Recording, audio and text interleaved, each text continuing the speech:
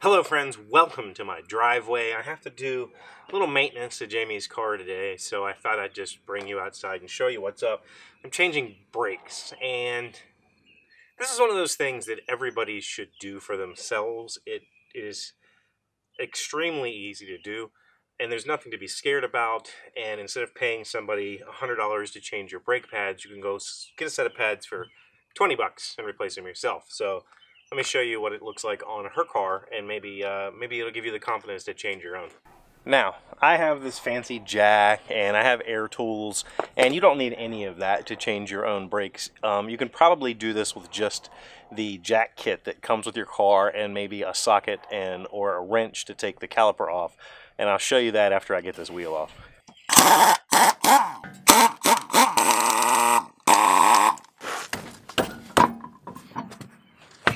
At the wheel, your brakes are made up of two major components, the caliper and the rotor. Caliper is what applies clamping force to the rotor is what stops the vehicle.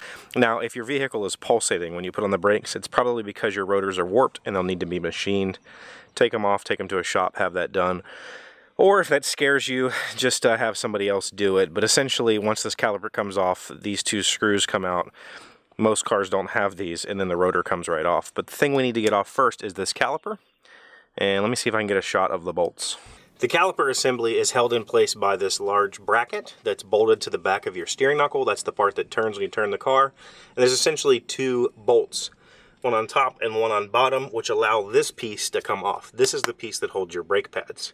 And inside of that piece is a piston that pushes the brake pad this way to grab a hold of this rotor.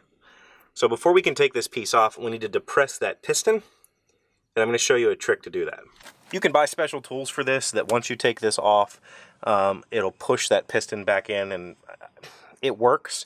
But if the rotor has some rust on it and there's a lip, it's kind of hard sometimes to get the pads off of the rotor without damaging anything if that lip's still there. So I like to depress the piston first, and I do that just with a screwdriver. There's always a window in here, an inspection window, and if you just put your screwdriver in here and pull, you're going to depress the piston enough to put the new pads on. And the reason that this is like this is because, if you think about it, as your pads get thinner, you don't have to push the brake any farther. That's because the piston comes out to adjust. So now the pads that we're putting in are going to be wider. We need to push the piston back in. Don't do this with a cheap screwdriver. You'll probably break the tip off. Alright, and that's essentially as far as that caliper can move. So now we can take off the two bolts. These bolts should not be super tight, so just a regular ratchet and socket should be able to break them off pretty easily.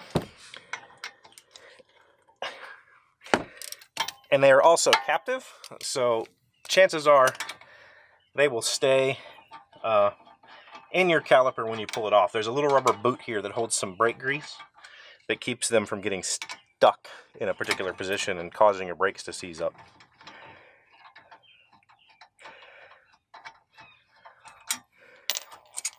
Nope, these come out.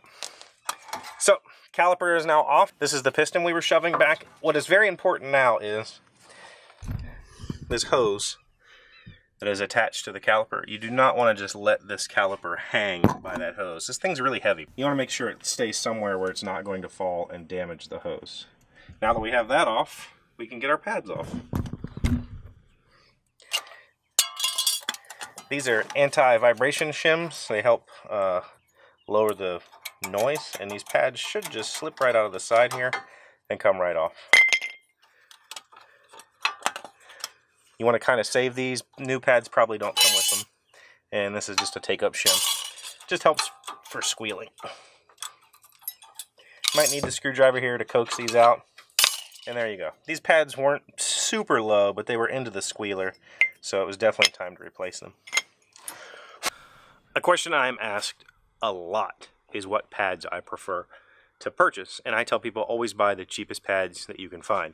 I personally prefer Advanced Auto Parts Silverline, wherever Silverline. These pads do wonderful at stopping.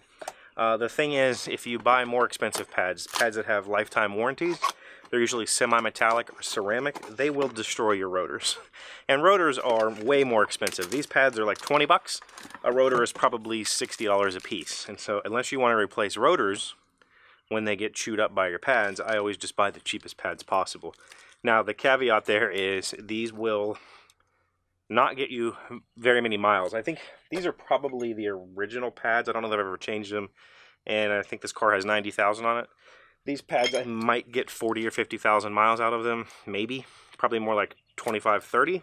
And they produce a whole lot of brake dust, so the outside of your rims will get blackened, and you'll have to clean them more often. But I would much rather replace pads more often than replace my rotors. Okay, new pads probably do not have a left or a right or an inside and outside, but they are, one of them is going to have the squealer, which is this little device, and the other one will not. So you'll want to make sure that you don't put like two squealers on the same side. You want one on each side. And I usually put the squealers in the back.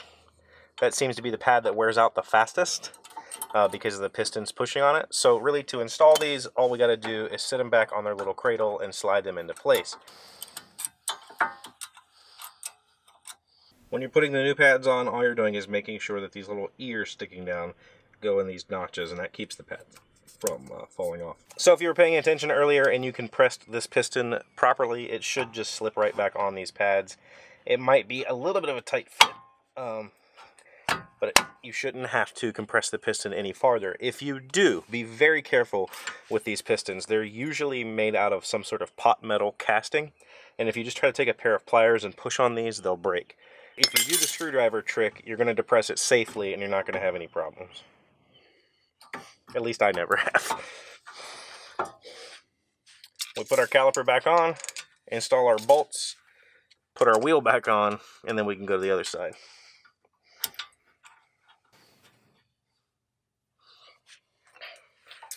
Again, when you're tightening down your two caliper bolts, these are not torqued to any sort of spec. They do not have to be. You don't have to put your entire body weight on these. There is no rotational force on them. Just make sure they're good and snug.